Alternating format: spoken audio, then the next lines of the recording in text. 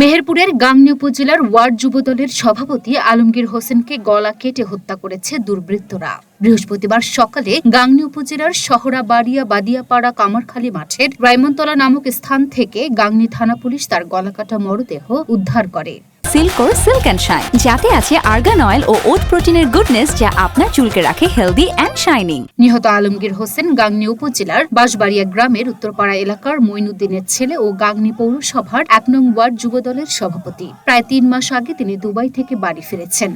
গাংনী পৌর যুবদলের সভাপতি সাইদুল ইসলাম জানান, গতরাতে গাংনী বাজারে ছিল আলমগীর হোসেন। তারপর থেকে তিনি নিখোঁজ হন। আজ সকালে তার গলাকাটা মরদেহ পড়ে থাকতে দেখে তাদেরকে খবর দেয় স্থানীয়রা। তবে কি কারণে এই ঘটনা ঘটেছে কিছুই বলতে পারছে না কেউই। বাংলাদেশ জাতীয়তাবাদী যুবদল সারা বাংলাদেশের ন্যায় গাংনী তথা মেহেরপুর জেলায় অত্যন্ত সুশৃঙ্খল একটি সংগঠন। এই সংগঠনের সভাপতিকে যখন হত্যা করা হয়েছে, আমি মনে করি জাতীয়তাবাদী যুবদলকে হত্যা করা হয়েছে।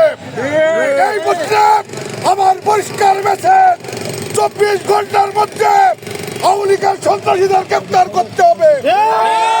তা যদি না হয়, আওয়ামী লীগ, যুবলীগ, ছাত্রলীগ, সন্ত্রাসী বাহিনী গাংনীতে যেখানে পাওয়া হবে, আইন আমরা হাতে তুলে দিতে বাধ্য হবো।